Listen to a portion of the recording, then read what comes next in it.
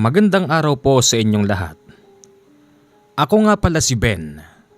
Isa po akong aktibong pulis dito sa aming probinsya na hindi ko na lang papangalanan. Ang kwentong ibabahagi ko sa inyo, karanasan ng aking itay na si Ponciano na mahigit 4 na dekadang nawala sa probinsya ng Samar. Awang-awa ako sa kanya sa tuwing nakikita kong gano'n ang sitwasyon niya. Palagi niyang sinasabi na sinusundo na raw siya ni Gadon at ibabalik daw siya sa Biringan. Ni minsan hindi ko nakita kung sino ba si Gadon, pero naririnig ko ang boses niya. Sa tuwing gano'n ang sitwasyon ni Itay, lumalabas din ang pagkagalit ko. At nawawala lang si Gadon sa oras na magpaputok na ako ng baril. Ayon kay Itay, ang lugar daw ng Biringan ay hindi totoong maganda. Taliwas ito sa bulong-bulungan ng marami. Dagdag pa niya, hindi lang daw mga engkanto ang nakatira doon. Meron din daw mga aswang na siyang lalong mas nagpapahirap sa kanyang sitwasyon. Sa mahigit 4 na dekadang pagkawala ni Itay, lagi siyang pinahihirapan, inaalipusta, binubugbog ng mga nakatirang aswang sa Biringan. At ang hinding-hindi ko makakalimutan, ang nag-alis daw kay tatay doon, walang iba kung hindi ang lalaking albularyo na nagngangalan na Nolesto. Ito ang aming kwento ni Itay. Sana'y inyong pakinggan hanggang sa dulo. Simulan na natin. Bumalik ka rito, Gadon! Hayop ka! Makakaganti rin ako sa'yo! Toy, wala na. Umalis na yung boses. Tay, magkwento ka naman. Ano bang nangyari sa'yo? Malapit na akong magretiro sa serbisyo. Hanggang ngayon, hindi pa rin kayo nagkukwento. Anak, sige, napapanahon na siguro para ikwento ko sa'yo ang mga naging karanasan ng itay mo nang mapunta ako sa lintik na lugar na yon.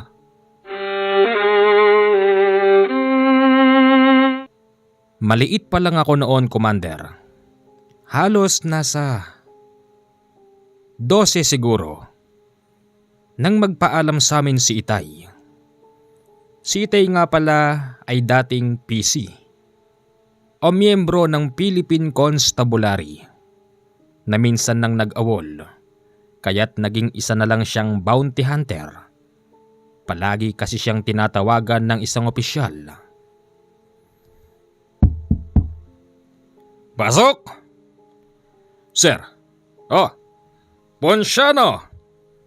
Ikaw pala. Halika, tuloy ka. Sir, pinatawag niyo raw ako, sir. Oh, may trabaho ka? Wala ho, sir. Good! Siya nga pala. Siya, si Mr. Bogard. Ikinagagala kitang makilala, Ponciano. Sir Bogard, ano ho bang papatrabaho niyo sa akin? Hindi ko masasabing isa kang magaling na sundalo. Pero, rekomenda ka sa akin ng iyong opisyal. Sana, hindi ka matulad sa mga nawala. Ano hong ibig niyong sabihin? Ponciano, si Mr. Bogard, siya ay merong nag-iisang anak na doktora. Doktora? Si Aina. Nawawala ang anak niyang si Aina. Dahil sa isa ka namang mahusay na bounty hunter at wala ka namang trabaho dahil wala ka na sa serbisyo pero gusto kitang tulungan. Ngayon, nirecommend kita kay Sir Bogard. Bibigyan kanya ng tamang halaga O kapag natuwa pa siya sa iyo at nagawa mo ng tama ang trabahong paghanap sa kanyang anak, siguradong bibigyan ka pa niya ng bonus. Tama ba ako doon? Tama.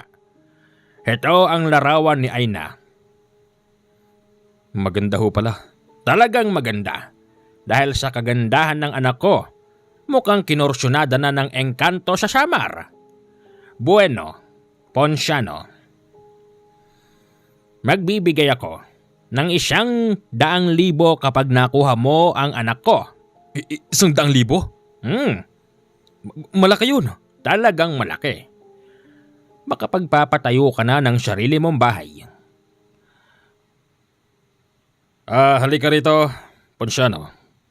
Ibibigay ko sa itong instruction. Dito sa lugar ng Pagsanghan Samar, diyan huling namataan ang anak niyang si Miss Aina. Ngayon, pagpunta mo diyan maraming nakatirang lokal. Magtanong-tanong ka, pero huwag kang basta magtitiwala. Dahil naniniwala akong sa lugar ng Pagsanghan Samar ay mayroong mga taong kakuntsaba o kaya naman may tinatawag na portal.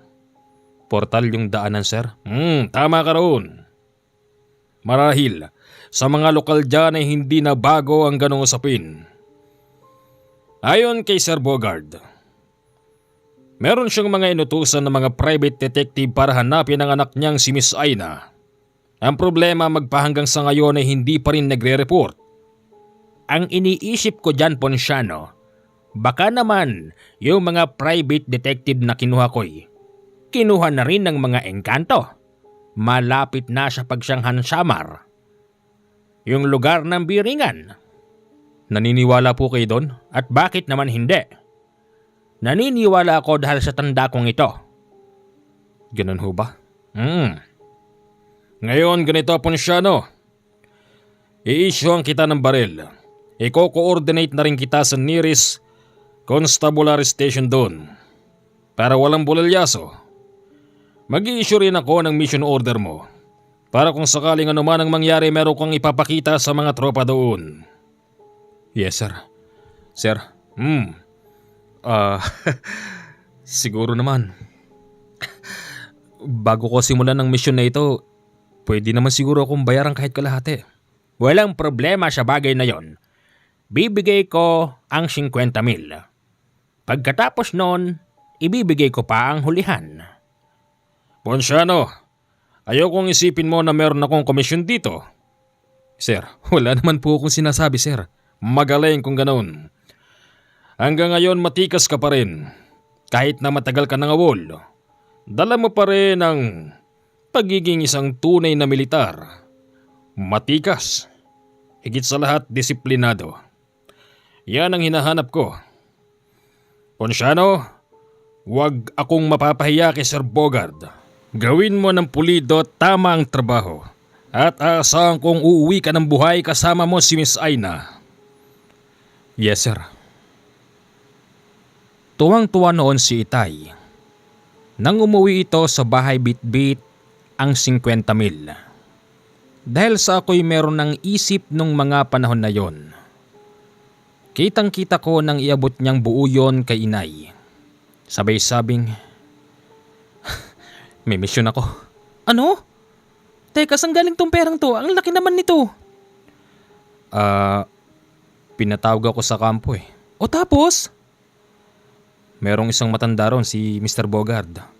Ngayon, magbabayad siya ng 100,000. 100,000? Ang laki naman nun. Oo. Kapalit yan ng paghahanap ko sa anak niya. Bakit? Anong nangyari sa anak? Nawawala raw eh. Ayon sa report, huling nakita yung anak niya doon sa Pagsanghan Samar. Samar? Aba, Ponciano, ang layo nun. Ano ka ba naman? Kailangan kong tanggapin ang trabaho to. Para sa atin naman to eh. Tsaka di ba, doon sa lugar ng Samar may mga engkanto? Baka naman kinuha ng engkanto yung Miss Aina na yun. Yun din ang sabi ni Mr. Bogard. Pero, hindi ako naniniwala sa mga engkanto. Siguro, baka sumama lang yan sa kasintahan niya ng hindi alam ni Mr. Bogard. At kapag napatunayan ko, ano man ang mangyari, iuuwi ko rito si Miss Aina. Paano kung magsumbong sa mga constabulary doon yung mga tao na kinidnap mo yung Miss Aina kasi tinangay mo? May dala akong mission order. May issue din ako na baril. Kaya walang problema. Linis na lahat ng dadaanan. Tay! Alis kayo, tay! Oh, Ben. Alis ako. Pero huwag kang mag-alala. Pagbalik ng Itay, lilibot tayo sa magandang parke dito sa Manila. Talaga, Itay? Yay! Tay, pag uwi mo, kwentuhan mo na naman ako, ha? Oo. Kukwentuhan kita ng mga karanasan ng tatay. Sige na.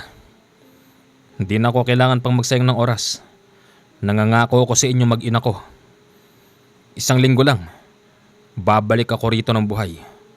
Ibabalita ko sa inyo kung paano ko nabawi yung doktora na si Miss Aina. Yay! O sige na, Ponsyano, mag-iingat ka, ha? Oo naman. Hep! Teka sandali lang po mga ginigiliw kong tagapakinig. Kung naririnig nyo po yung ingay, yan po ay dala ng malakas na bagyo sa araw na ito. Pagpasensyahan nyo na kung dinig po sa ating recording. Hindi po talaga may iwasan dahil ang bubong po natin na yero at meron lang kisame. Sana'y inyong pagtiyagaan pa rin ang nating napakagandang kwento. Tara at ituloy na po natin. Bago sumakay si tatay ng bangka, meron siyang nakausap na isang lokal. Ayon sa isang lokal na yon, bakit daw hinahanap nito yung The Lost City of Biringan? Ayon kay Itay, meron daw siyang pupuntahan na kaibigan. Nagsisinungaling na lang siya upang hindi malaman ng mga ito ang sikretong misyon niya sa lugar na yon. May nakausap din siyang isang pulis. Pero hindi nagpakilala ang Itay na dati siyang PC. Ayon sa pulis na kausap ni Itay, mag-iingat na lang siya. At kung sakali mang tuluyan siyang sasakay ng bangka, kung ano raw ang makita niya habang nasa biyahe, huwag na lang siyang magsasalita o magre-react. Isang magandang paalala yon, kasi alam niya sa kanyang sarili na hindi siya lolokohin ng tropa. Nang sumakay na si Itay sa bangka, napansin niyang yung nag-ooperate noon ay hindi kumikibo sa kanya. Kahit na anong pagtatanong ni Itay, ayaw kumibo ng lalaki. Hanggang sa nang makatawid na sila at nakatungtong na siya sa pagsanghan samar, hindi pa rin siya kinikibo ng lalaki. Bit-bit ang malaking bag. Patuloy na naglalakad si tatay. Nagtanong siya sa isang babaeng tambay. Tinanong niya kung meron ba siyang nakikitang gantong itsura ng babae. Ayon sa mga ito, na minsan daw ay hindi nila nakita ang itsura ng babaeng yon. Sinabi naman ni Itay na ang babaeng to ay isang doktora. Doktora na mahilig pumunta sa mga liblib upang manggamot ng libre. Ganun pa man, wala siyang nakuhang tamang sagot mula sa mga tao doon. Pero napapansin ni Itay habang siya'y nakikipag-usap sa mga tao, para bang merong gustong lumapit at manghimasok sa usapan nila. Kaya't siya na ang nagkusang lumapit. Tinanong niya yung lalaking kanina pa nakatingin. Brad? Ano ho yan? Kasi kanina ko pa napapansin, tingin ka ng tingin. May gusto ko bang sabihin? Kasi Brad, narinig ko may hinahanap ka raw na doktora. At dito sa pagsanghan nawawala, totoo ba? Oo, baka nakita mo si Miss Aina. Parang namumukaan ko siya, Brad eh. Parang siya eh, medyo matangkad ba? Oo. Ayun, oo nga, tama, nakita ko yan. Pero Brad, nandun ako nang sa gilid nung pasigan. Tapos siya, pasakay na ng bangka, papatawid na. Ibig mo sabihin, papalis na rito, ganun ba? Oo, tama. Paalis na siya, kaya yung hinahanap mong tao na yan, parang palagay ko hindi siya rito nawawala, Brad eh. Sigurado ka? Oo Brad, sigurado ako.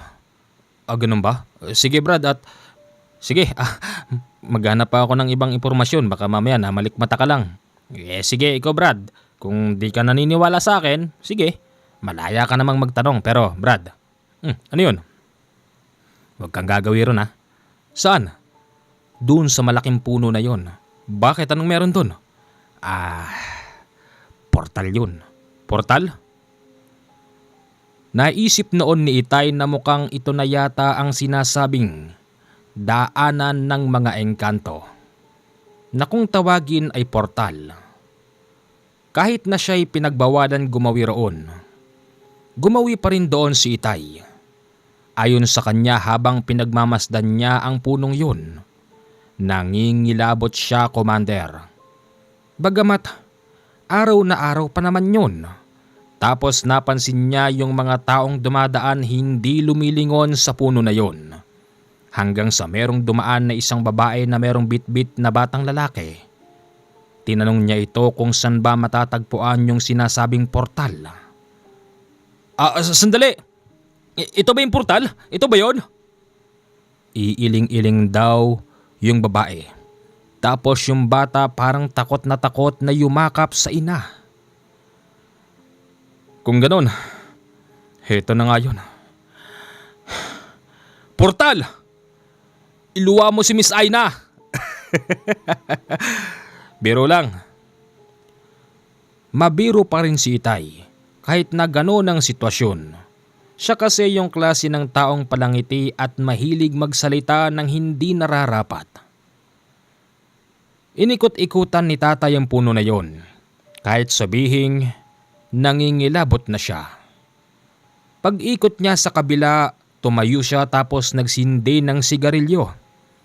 Pag-angat ng ulo niya, napansin niyang parang merong kulay itim na aninong nanggaling sa likod ng isang malaking puno tapos pasilip-silip sa kanya.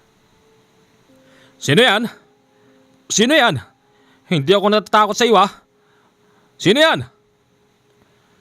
Ganun pa man, hindi na muling nakita ni Itay yung sumisilip na anino. Dahil sa hindi rin naman siya kumbinsido na ito yung tinatawag na portal at higit sa lahat hindi siya naniniwala sa mga engkanto. Naglibot-libot na lang si Itay sa lugar ng Pagsanghan, Samar. Sinubukan niyang muling magtanong. Meron siyang nakilala na isang matandang babaeng. Tatawagin na lang natin sa pangalan na Aling Conchita. Si Aling Conchita ay nakatambay sa gilid ng kanyang bahay. I-describe lang natin ang bahay niya. Isang maliit na kubo na merong hindi kalakihan na nakatanim na guyabano sa gilid ng bahay. Tapos, merong duyan na nakasabit. Nakapatugon yon sa guyabano at sa kubo ng matanda. At yung matanda ay kasalukuyang nagduduyan nung araw na yon. Tao po! Tao po! May tao rito! Magandang araw ho. Magandang araw. Sa tipo mong yan mukha kang dayuhan. Aakyat ka ba ng biringan? Lola, Ponsyano nga ho pala. Ponsyano. Hindi ka taga rito? Opo. Aakyat ka ba ng biringan? Lola, huwag niyong lakasan. Bakit? Hindi na bago sa akin yung mga katulad mong naliligaw dito at nagtatanong. Ano bang kailangan mo? Lola, totoo ba biringan? Aba, taga rito kami malamang. Sasabihin naming totoo. Katunayan nang galing na ako doon. Ano? Galing na kayo doon? At kauwi ko lang. Kauwi nyo lang? Biro lang. Matagal na rin ako nakauwi, halos isang dekada na rin. Pero matagal na akong naroroon. Lola, baka ho nakita niyo tong babaeng to. Saan? Sa biringan ba? Hindi ho. Mawalang galang na po pero hindi po ako naniniwala sa biringan na yan, sa mga engka-engkanto na yan. Hinahanap ko po itong babaeng nasa larawan. Isa po siyang doktora na nagtungo rito sa Pagsanghan Samar para tulungan ang mga tao sa liblib. Meron po kasi siyang mababang puso para sa mga taong naghihirap na walang kakayanan magpagamot sa mga ospital. Ganun ba? Oo. Nakita ko itong babaeng to. Talaga ho? Nakita ko siya. Saan ho? Para kaya lang. Baka hindi ka na umabot. Ho? Anong ibig niyong sabihin? Baka hindi ka na umabot na makita at makilala ka pa ng babaeng to. Dahil sa pagkakaalam ko, gustong gusto niya sa lugar ng Biringan. Ha? Ibig niyong sabihin, totoo ang Biringan. Kahit kanino ka magtanong dito sa Pagsanghan. Ganun ba? Kung hinahanap mong babaeng yan, huwag ka nang umasa na sasama sa sayo. At isa pa, sa oras na mapasok ka sa Biringan, nasisiguro ko sayo na na hindi ka na makakabalik doon sa oras na ikaw ay magkaroon ng maling desisyon sa buhay. Ha? Lola naman Ano nga po? Ako po'y nagtatanong ako ng matino. At sumasagot din ako ng may katotohanan. Halos natutulala si Itay sa sinasabi ng matandang yun. Akala niya nagbibiro lang ito. Hanggang sa meron siyang itinuro. Yung punong pinanggalingan niya. Yun daw ang isa sa portal na lusutan ng mga engkanto. At ayon pa sa matandang yun, hindi lang daw engkanto ang lumalabas doon. May lumalabas din daw na aswang doon na nanggagaling sa lugar ng Biringan. Totoo ang mga engkanto at mas lalong totoo ang mga aswang. Sa oras na lumabas ang aswang dyan sa portal na puno, hindi po pwedeng walang mawawalang dayuhan. Anong ibig niyong sabihin? Lalabas lang dyan ang mga aswang sa portal kapag alam nilang meron dayo.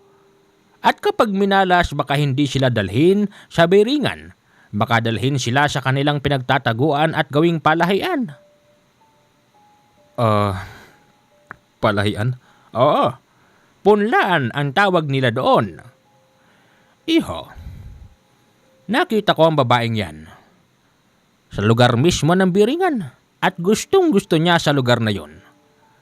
At huwag kang mag-alala kung ayaw nang sumama sa'yo ng babae kung sakaling makarating ka sa Biringan.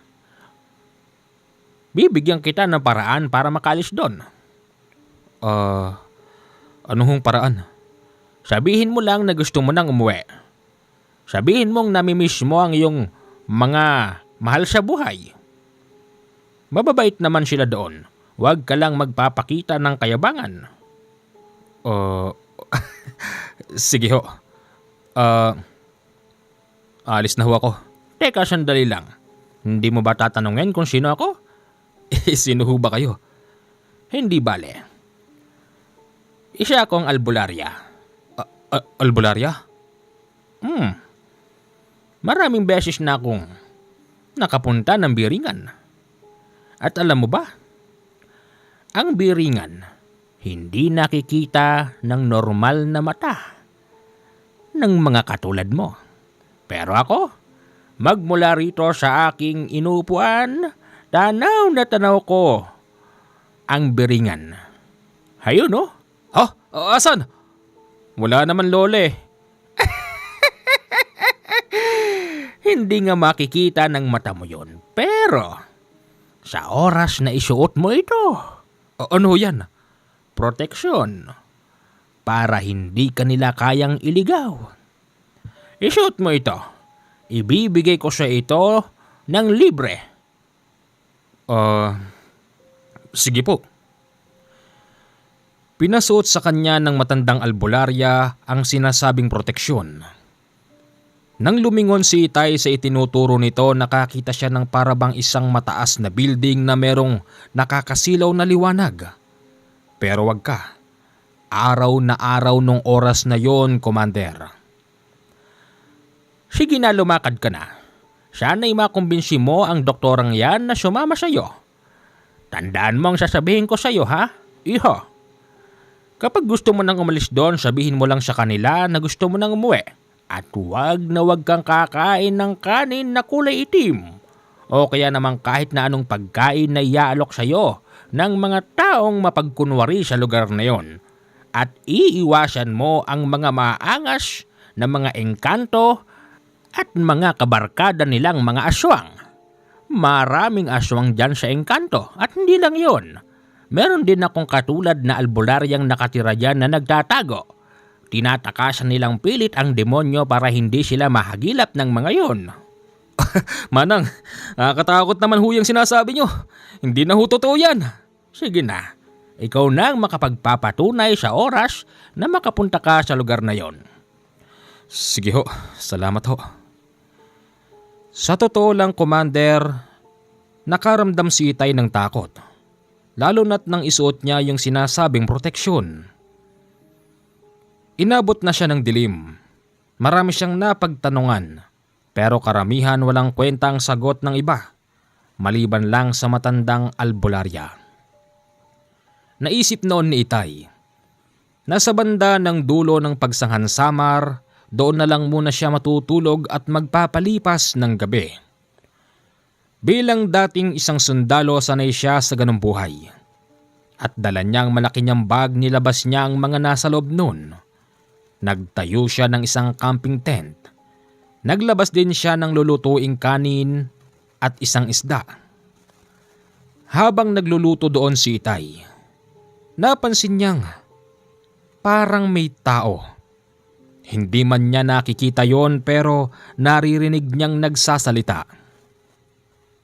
Sino yan? Sinong nandyan? Nakita na tayo. Tara, lapitan natin yung tao. Oo, nakita ko kayo. Asan ba kayo? May kailangan ba kayo sa akin?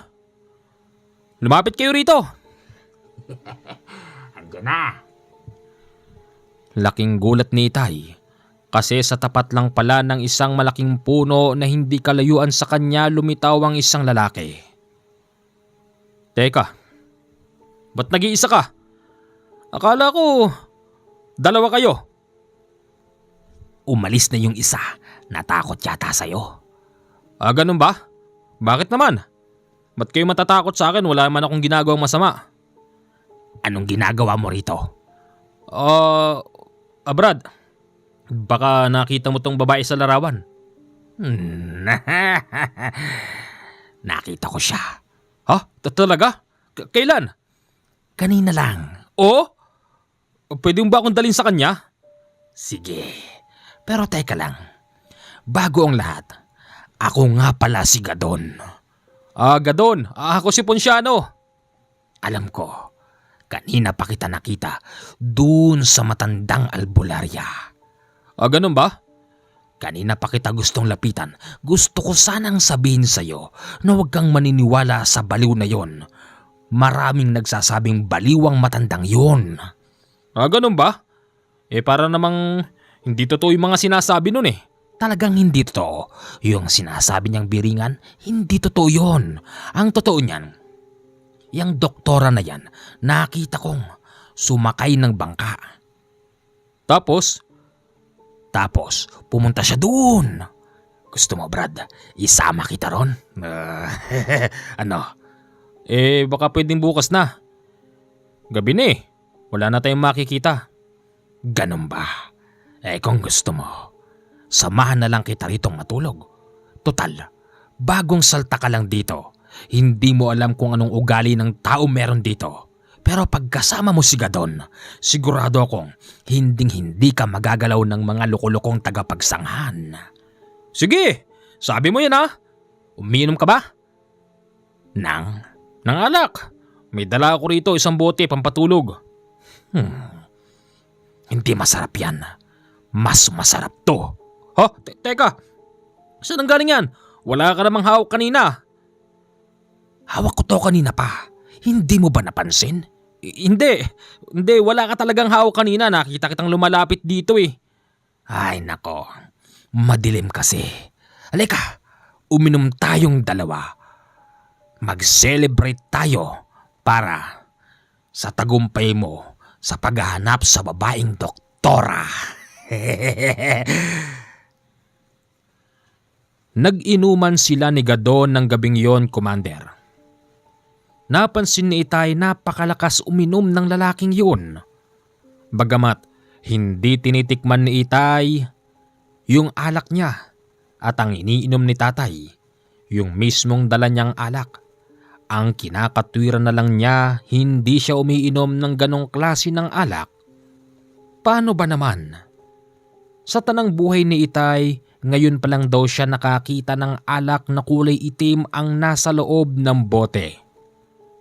At hindi lang yon, medyo malapot na mabaho ang laman ng bote na yon.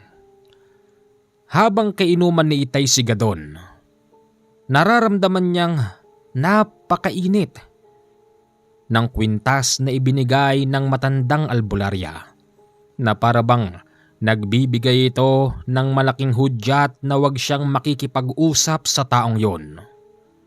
Nang dahil doon, hindi siya naging kampante habang kausap si Gadon at nang maubos na nito ang dala niyang alak, nagsabi ito ng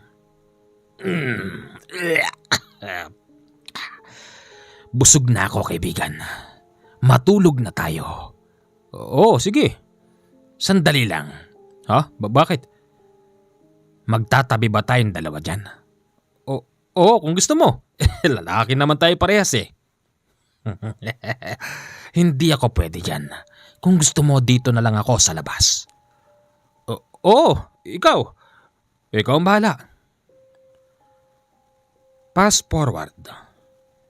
3 oras na ang nakakalipas, hindi pa rin makatulog si Itay. Paano ba naman si Gadon? Habang ito'y nakahiga sa labas ng camping tent, napakalikot daw nito tapos salita ng salita. Huwag kayo mag-alala. Akin to. Ako ang unang nakakita sa kanya.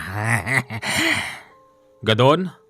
Brad, sinong kausap mo dyan? Ha? Yung lamok? Kinakagat ako ng lamok. Kala ko kung sino na eh. Pati ba naman lamok kinakausap mo na? Oo Lintik ka. Ang dami mong nakuhang dugo sa akin. Sige, matulog ka na dyan, Brad. Dahil sa naiihi noon si Itay, binuksan niya ang camping tent. Tapos hindi niya namalayan. Sa pagyuko niya, biglang lumawit yung pangontrang binigay sa kanya ng matandang albularya. Nang makita yon ni Gadon, agad daw itong hinawakan tapos hinablot sa kanyang dibdib. Teka, ba't mo kinuha? Ito pala'y binigay sa'yo ng matandang yon. Walang kwenta. Ibalik mo sa akin yan. Hindi. Itinikom daw ni Gadon ang kanyang palad habang naroroon ang pangontra. Nang muli niyang ibuka yung palad niya, gulat na gulat si Itay dahil naging dahon yung batong pangontrang ibinigay sa kanya ng matanda. Teka, Gadon, anong ginawa mo? Bakit naging... Sabi ko naman sa'yo, walang kwenta. Kaya nag-magic ako. Ginawa ko siyang dahon. Hinipan lang ni Gadon yung dahon na nasa palad nito at tinangay na ng hangin. Sige na, matulog ka na. Sandali, ihi lang ako. Habang umiihi si Itay sa likod ng isang malaking puno, nagulat siya, Commander, dahil meron siyang natanaw na parabang isang napakataas na building. Tapos dinig niya yung parabang may nagpaparty. Kaya tinawag niya si Gadon nung oras na yun. Gadon! Tignan mo yun! Ano yun? You know? Ano yan? Barko? Hindi, building yata yan. Eroplano? Hindi, building yata. Spaceship? Kulit mo naman eh. Building nga yung Gadon. Hindi totoo yan. Hindi totoo ang biringan. Mas mabuti pa, sumama ka na lang sa akin. Puntahan na natin yung doktora. Baka mamaya napaibig na yan sa mga kung sino-sinong lalaki lang doon. Baka hindi ka na umabot. Ha? Ganun ba? O, sige, tara. Agad na tiniklop ni tatay ang camping tent. Tapos sumama siya kay Gadon.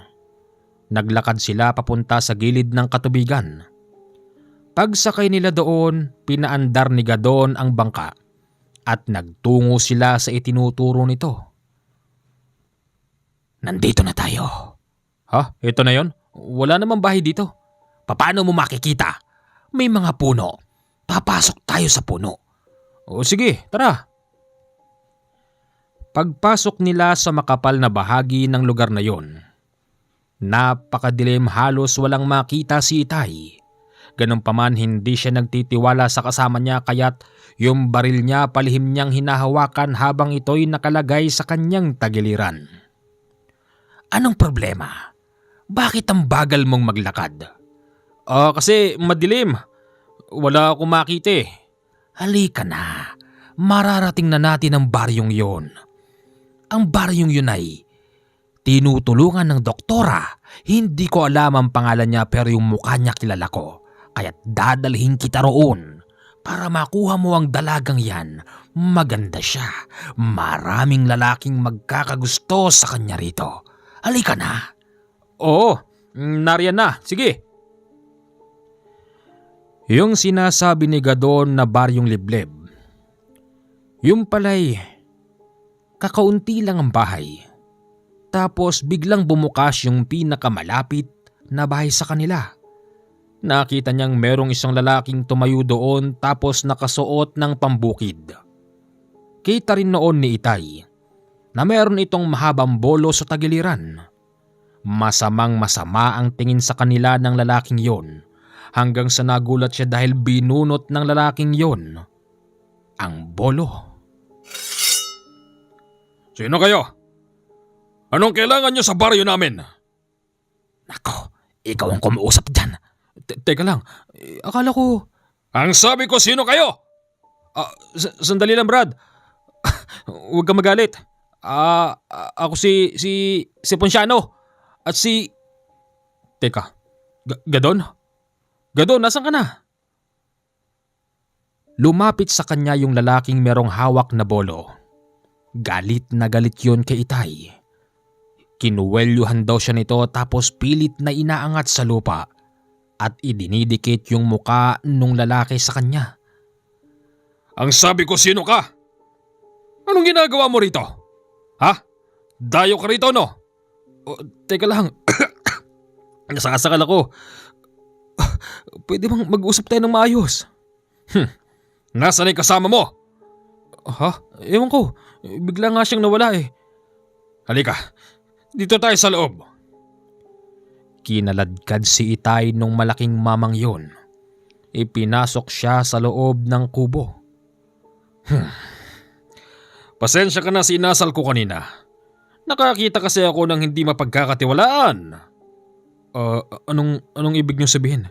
Yung kasama mo, hindi siya mapagkakatiwalaan. Dayo ka lang dito, di ba? Paano mo siya nakilala? Bigla siyang nagpakita eh. Masama ang taong yun. Hindi mo ba alam? Wanted siya rito sa amin. Ganun ba? Pasensya na, hindi ko kasi alam eh. Hindi bale. Bakit ka napunta rito sa amin? Anong kailangan mo? May hinahanap kasi akong tao. Ito larawan niya. Si Doktora pala. Kilala mo siya? Oo, nandito siya sa baryo namin. Tinutulungan niya kami rito kasi alam niya ang baryo namin. Naghihikaho sa hirap. At nanggagamot siya rito ng libre. Ang tawag namin sa kanya rito, Bayani. Nasaan siya? Pwede ko ba siyang makita? Ba syempre naman. Kaya lang baka tulog na siya eh. Pero hindi bale gigisingin natin.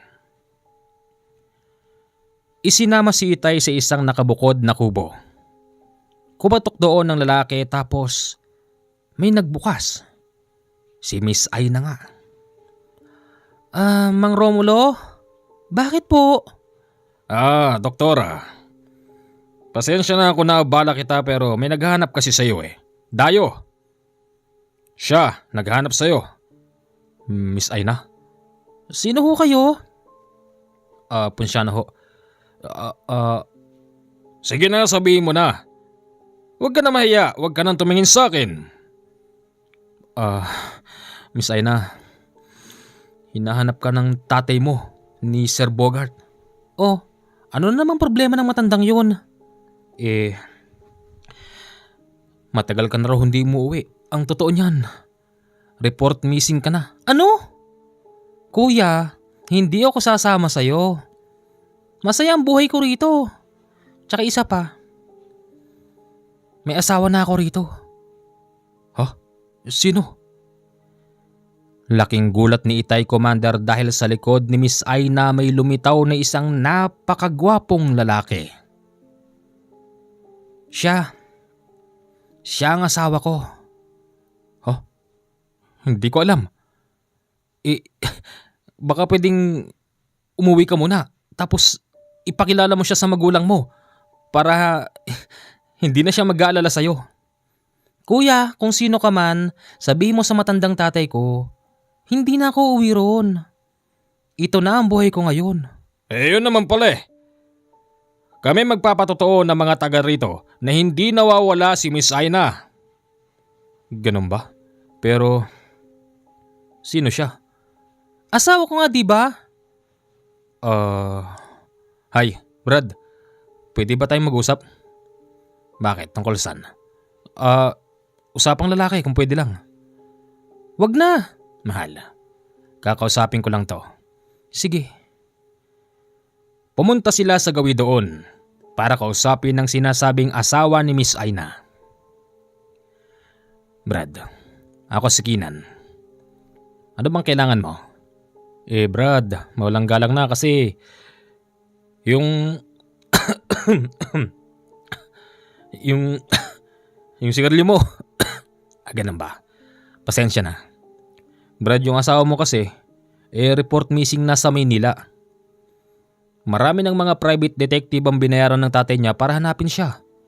Brad, kung hindi naman kabawasan sa'yo bilang isang lalaki, baka naman pwedeng magpakita ka naman ng konting respeto sa binan mo. Sumama kayo sa akin. Sabihin nyo na mag-asawa na kayo kung kasal man kayo o hindi. O kung nagsasama lang kayo para yung tatay niya hindi nag-aalala. Alam mo bang, yung tatay niya nagbabayad pa ng malaki para lang mahanap yung anak kasi matagal nang hindi umuwi. Wala kaming pakialam doon. Basta kami nagmamahalan. Tapos. At ang importante, si Aina, hindi siya nawawala. Yun lang ba ang gusto mong sabihin? Brad, sandali lang. Wag mo akong talikuran. Wag mo akong hahawakan. Nang hawakan ni tatay ang balikat ng lalaking si Keenan, ramdam niya yung parabang may tumusok sa kanyang mga kamay. Kaya nga medyo nautal siya nung oras na yon. Kung wala ka nang sasabihin, makakaalis ka na. Hindi pa ba kayo tapos mag-usap dyan? Tapos na, Mang Romulo. Dahil sa alam na ni Itay na doon matatagpuan si Miss Aina, meron siyang plano sa gabing yun. Umalis muna siya sa liblib na baryo. Lumayo muna siya ng konti habang nagaantay na matulog ang mga tao doon. At ang plano niya, kikidnapin niya si Miss Aina. Dadalhin niya ito ng sapilitan. Habang nakatambay si Itay sa ilalim ng isang malaking puno, laking gulat niya dahil biglang sumulpot si Gadon. Psst! Ano nangyari? Gadon! Ba't bigla ka namang nawala? Masungit yun si Romulo. Mag-aaway kami noon. Ano, sabi ko sa iyo diyan matatagpuan si Aina. Hindi totoo yung biringan na sinasabi nila. Oo, totoo nga. Gadon? Ano yun? Pwede bang humingi ng pabor? Siyempre naman, magkaibigan yata tayo. Bakit? Ano yun? Gadon, ayaw sumama sa akin ni Miss Aina. O tapos? Plano ko sana, pagtulog na yung mga tao dyan sa baryo, kukunin ko siya ng sapilitan. Magpapatulong ka sa akin para kidnapin ang babaeng yon? Walang problema. Maasahan ako dyan. Pasensya ka na. Kung sinisiraan ako ni Romulo sa'yo, hindi naman totoo yun eh. Mabait akong kaibigan. Oo nga. Napansin ko nga. Pero pwede ba? Walang problema. Kung gusto mo, magmamagic ako. Patutulugin ko ng mahimbing ang mga tao rito. Tapos kunin mo si Aina. Ako na ang magpapaandar ng bangka. Oo, sige. Yan ang gusto ko. Hindi alam ni Itay kung ano bang merong kay Gadon. Kung totoo bang kakaiba ang taong yun. Pero nung una pa lang napansin niya para bang meron itong kakaibang kakayanan. Nang sa tingin nilang tulog na ang lahat ng mga tao doon, unti-unti na silang lumakad papasok ng baryo. Tapos itong si Gadon, sumenyas na huminto sila. Teka, anong ginagawa mo? Ano pa? Magmamagic ako. Patutulugin ko ang mga tao. Yung mahimbing na pagkakatulog para makuha mo si Miss Aina. Sige, gusto ko yan. Akala ni tatay kung anong magic ang sinasabi niya. Isa pala itong wikang Latin na tanging si Gadon lang ang nakakaintindi. Halos 10 minuto yon sinasambit ni Gadon. Malakas ang pagkakasambit nito kaya't nang marinig yon ni Itay. Pakawari niya'y para siyang binaltog dahil hilong-hilo siya. Oh, anong nangyari sa'yo, kaibigan? Nahilo ka ba? Pasensya ka na't narinig mo pa ang aking orasyon. Walang iya ka, Gadon. Ano mong salita ba yun? Hindi ko maintindihan yung mga binitiwan mong salita. Latin yun. Sige na, kunin mo na si Miss Aina. Oo. Pinasok ni Itay ang kubo kung saan sila natutulog ng asawa nitong si Kinan. Nakita niya si Miss Aina. Mahimbing ang tulog sa kama tapos nakayakap sa isang saha ng saging. Alam niyang tulog na tulog din ng babaeng yon, kaya't hindi niya ito ginising. Kinuha lang ni tatay yung kumot, tinakluban ang babae tapos binitbit papalabas ng kubo. Nang makita na sila ni Gadon, sumesenyas ito ng Miss Aina, sumesenyas na si Gadon. Bilisan daw natin. Kahit na mahinang pag-ingit, walang narinig si Itay, kaya't patuloy siya sa pagtakbo habang bitbit si Miss Aina. At nang makarating na ito kay Gadon, nagpresenta ito na siya naman daw ang bubuhat sa babae.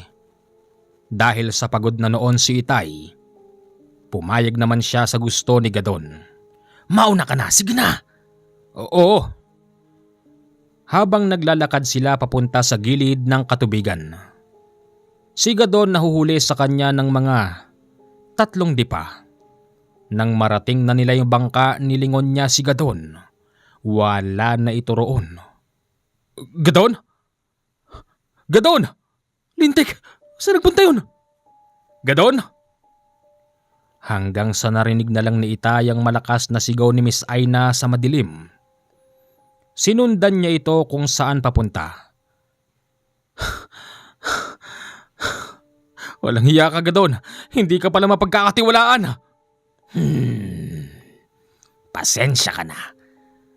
Ito lang ang tanging paraan ko para maging akin siya. Sino? Si Aina. Mahal na mahal ko siya.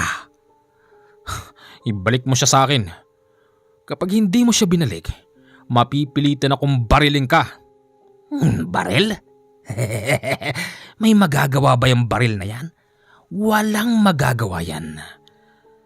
Ano? Teka, anong nangyayari sa'yo?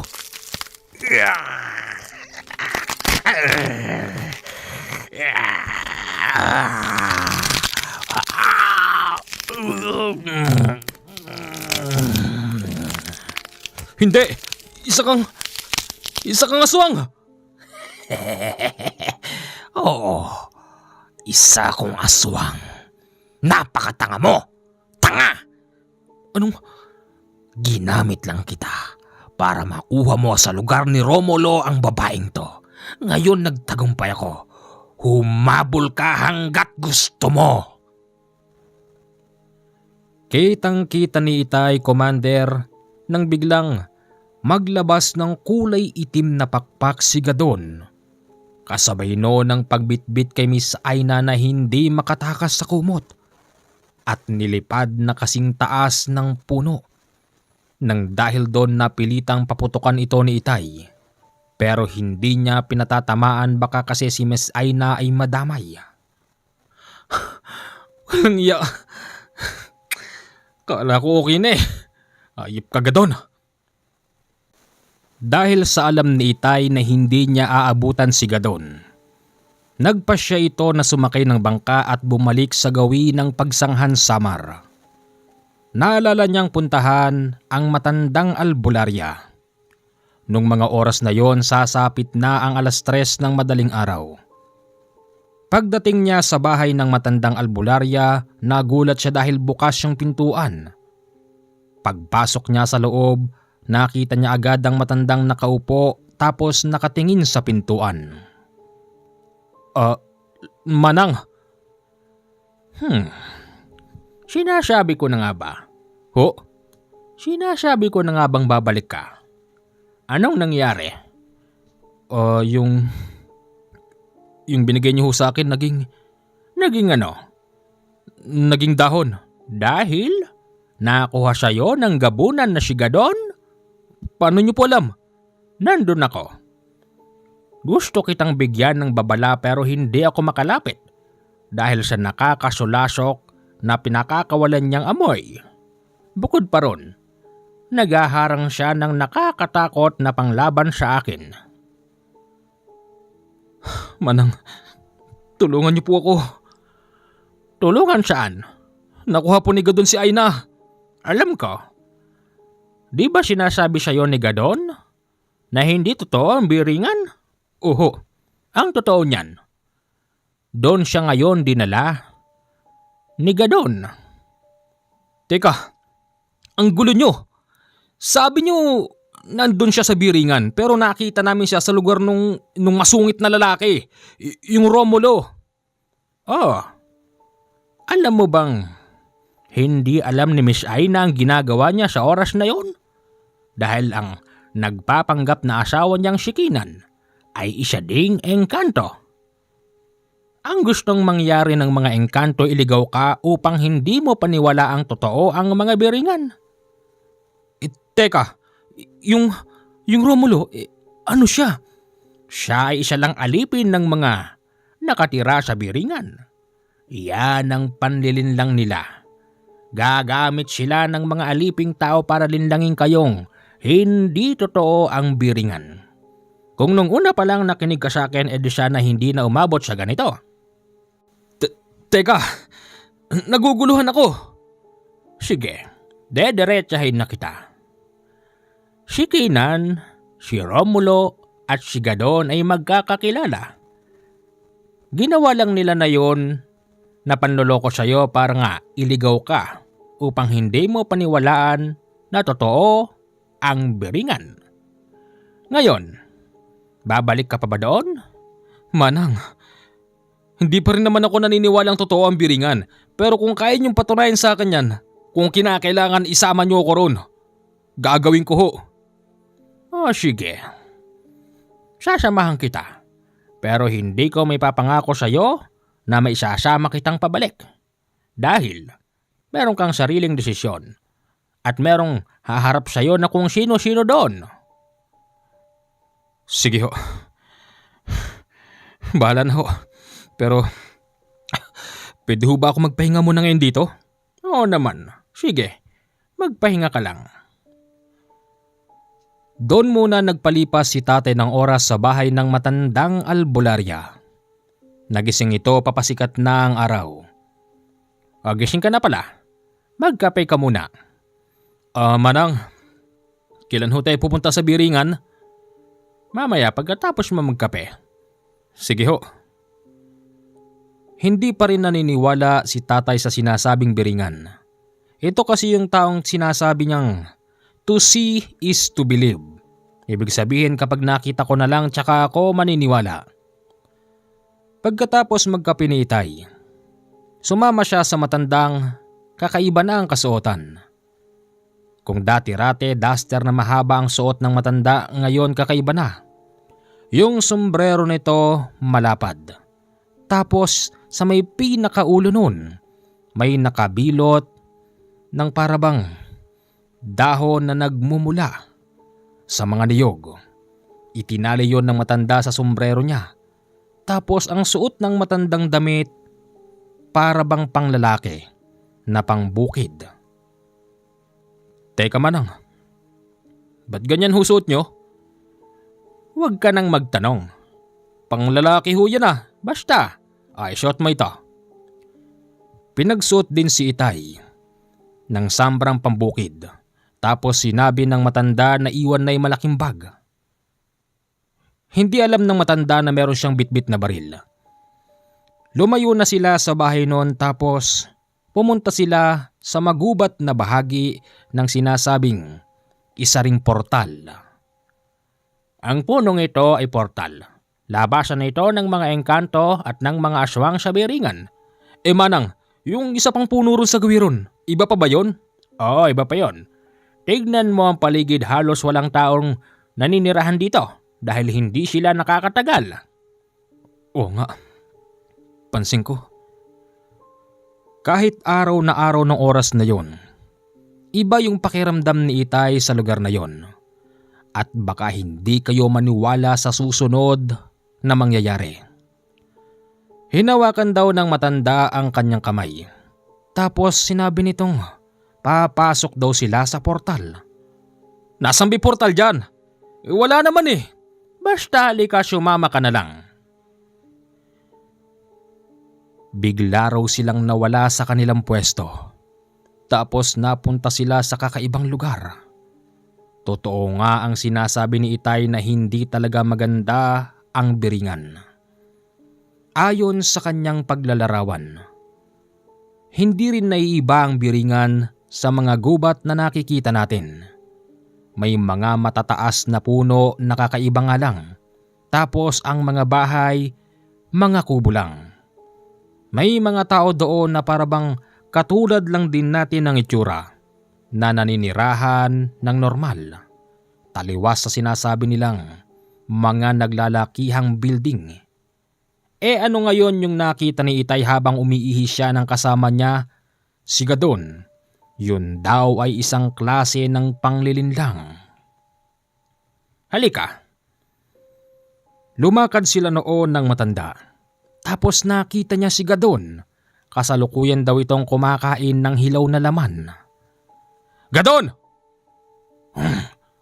Paano ka nakapasok dito? Teka, kasama mo matandang yan?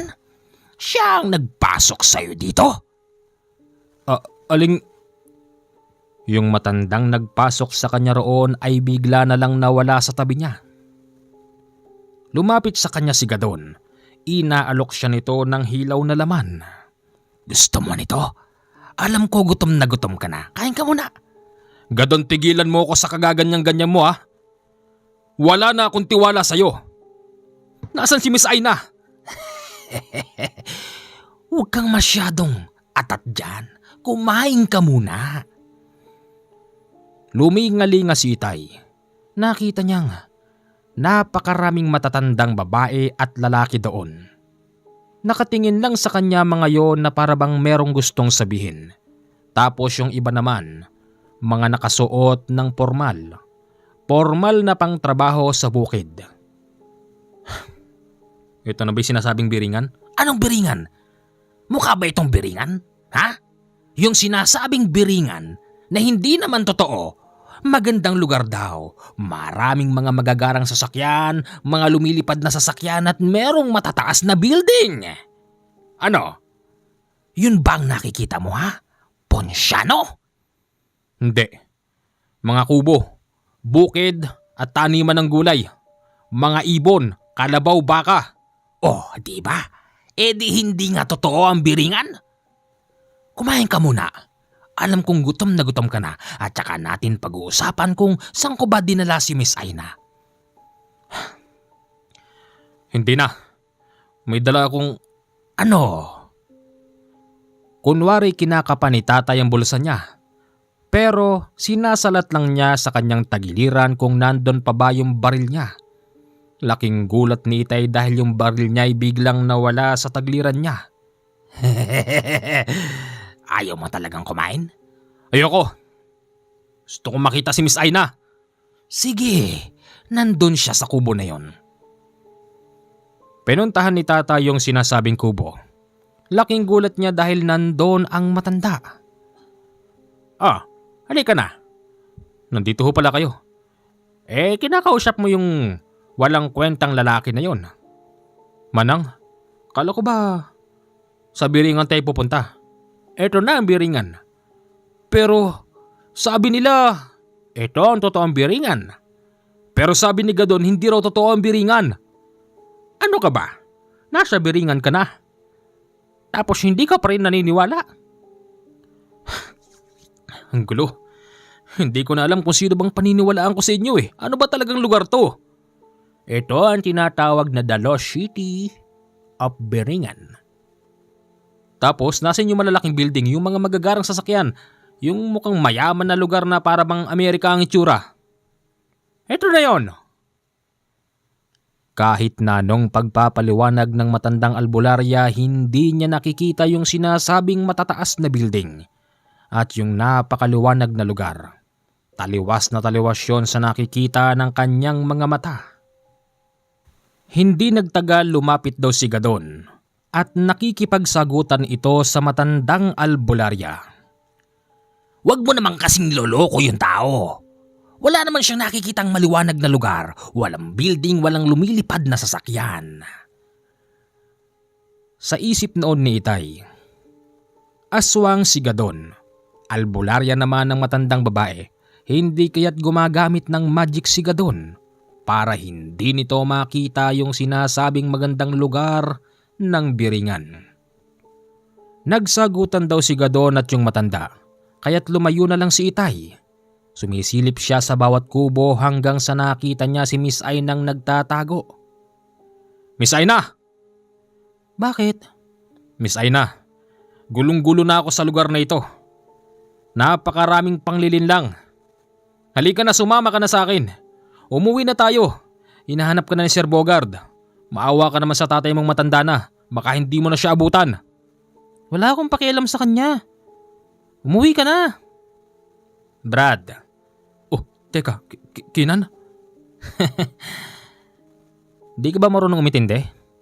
Nagmamahalan kami. Ayaw na niyang umalis dito. Kung ako sa'yo, Brad, ikaw na lang ang umuwi. Yun ay, kung makakauwi ka pa. Bakit? Anong ibig mong sabihin? Si Miss Aina mismo ang kumindat sa asawa nitong si Kinan na para bang nagsasabing gawin na nila ang dapat. Si Kinan naman lumingon sa bandang kanan. Merong mga lalaking naka-istambay doon na nakasuot ng pambukid. May mga hawak pang lingkaw at pantabas. Lumapit sa kanila mga yon tapos dinampot si Itay ng walang kalaban-laban at ipinasok sa isang kubo. Doon ay pinahirapan nila ng ilang beses si Itay. Latigo rito, suntok doon, bugbog dito, sipa doon. Hindi nagtagal nakita niyang si Gadon naman ang lumalatigo sa kanya. Gadon! Ano bang kasalanan ko sa'yo? Yan ang dapat sa'yo. Aray! Kapag nakalabas ako rito, Gadon, papatayin kita. Hindi ka na makakalabas dito. Maraming beses siyang nilatigo ni Gadon, sinuntok, tinadyakan at kung ano-ano. Pagkatapos daw noon, ginawa siyang alipin sa bukid ng mga taga roon. Napansin ni Itay na napakahaba raw ng araw doon, tapos hindi man lang siya nakaramdam ng gutom o kaya naman ay uhaw. Fast forward. Sa pagkakatanda ni Itay, tumagal siya doon ng mahigit 2 linggo na purong katas lang mula sa puno ang kanyang iniinom. Meron daw kasing puno doon na kakaiba na naglalabas ng tubig. Binibigyan siya ng pagkain ni Gadon pero hindi niya kinakain, kaya't puro tubig lang na nagmumula sa puno ang laman ng tiyan niya. Kapag ayaw niyang magtrabaho, pinahihirapan siya ng mga nandon. Mas lalo na si Gadon. Grabing pagpapahirap ang ginagawa sa kanya. Minsan pa nga daw, ayaw na talaga ni tatay magtrabaho ng dahil sa pagod. Kaya't ang ginawa ni Gadon, nagpalit daw ito ng anyo. Tapos, nang iba ng itsura niya, sinubukan daw ni Gadon na waraki ng katawan niya gamit ang matutulis na kuko pero pinigilan lang siya ng iba roon. Ang sabi raw, hindi pa raw oras ng lalaking yon. Anong hindi oras? Papatayin ko siya! Papatayin ko siya! Hindi pa niya oras. Huwag kang magmabilis ka doon. Bumalik daw si Gadon sa dati nitong itsura, kaya't nagtrabaho na naman si tatay sa bukid. Ang lintik na kalabaw namang gamit noon ni Itay. Na kulay puti ang itsura, halos hindi rin daw napapagod sa kakatrabaho sa bukid. Kung siya pagod na sa pagtatrabaho, pero yung kalabaw ayaw pa raw tumigil. Makakalabas din ako rito. Asan na ba yung matandang yun? Nang makakuha si tatay ng pagkakataon, pinuntahan niya yung kubo kung saan makikita si Kinan at si Miss Aina. Kaya lang wala ito roon. At ang inabutan niya si Gadon at si Mang Romulo. Naghahagalpakan daw sa tawa mga yun. Magaling yung ginawa mo na yung Gadon. Talagang magaling, Mr. Romulo. Huwag kayong mag-alala. Kapag merong uling naligaw na tayo, akong bahala doon. May hina talaga ulo ng mga yon. Isipin mo ba naman? Aba, naniwala sila?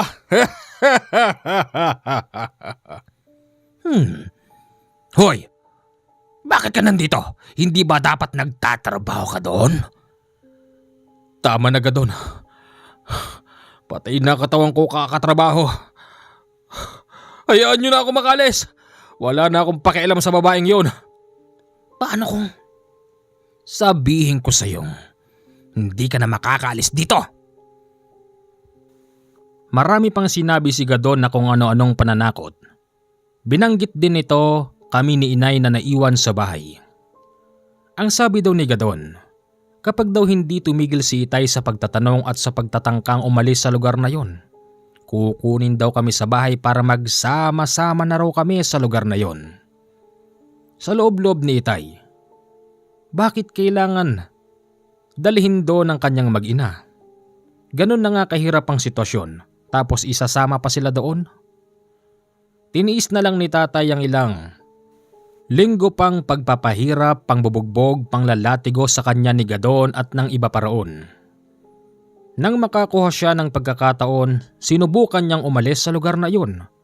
Ang problema, halos wala daw katapusan ng paghawi ng kasukalan sa loob ng kagubatan. Sana ba ako? Diyos ko, tulungan niyo po ako.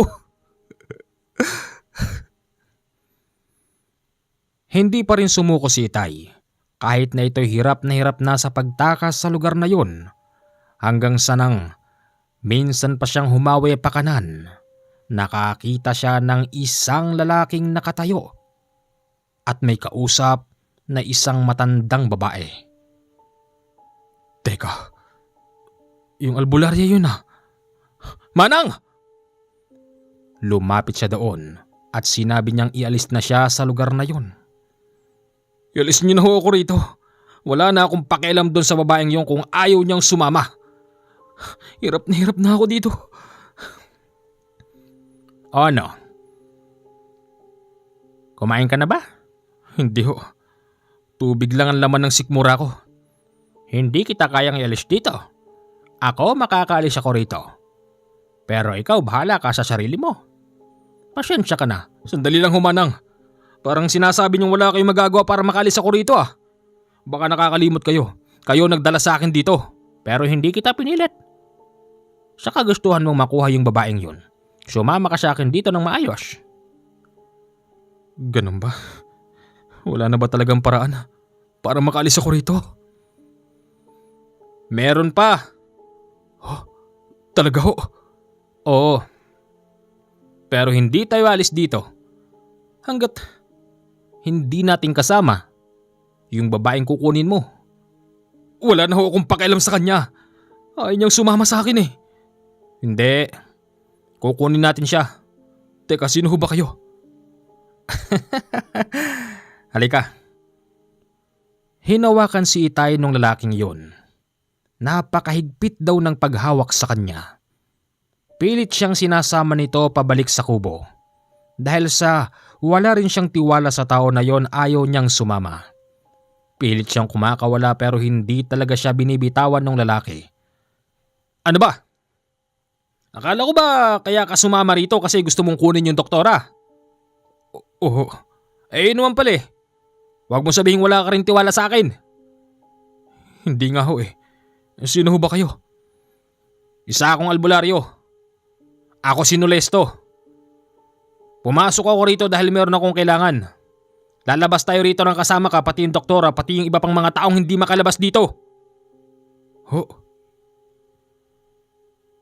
Umiirap sa kanyang lalaking yon. Pero kahit na umiirap daw yon, nangingibabaw pa rin dito ang pagiging gwapo ng itsura niya. Nang dahil doon tila ba na kumbinsi si Itay na sumama sa lalaking yon. Pumunta sila sa kubo. Nandun na si Kinan, si Miss Aina nung oras na yon. Mamamatay na ba yon? Ha, Gadon? Malapit na. Kahit na anong gawin niya, hindi siya makakalis dito sa lugar na ito, Kinan. Tama! Patayin na natin dito ang taong yun. Hindi niya alam ang nangyayari sa labas ng lugar na ito. Maraming taon nang lumipas. Hoy! Teka lang, Nolesto. Anong ginagawa mo rito? Bakit bumalik ka pa rito? Nolesto, bakit? Anong ginagawa mo rito?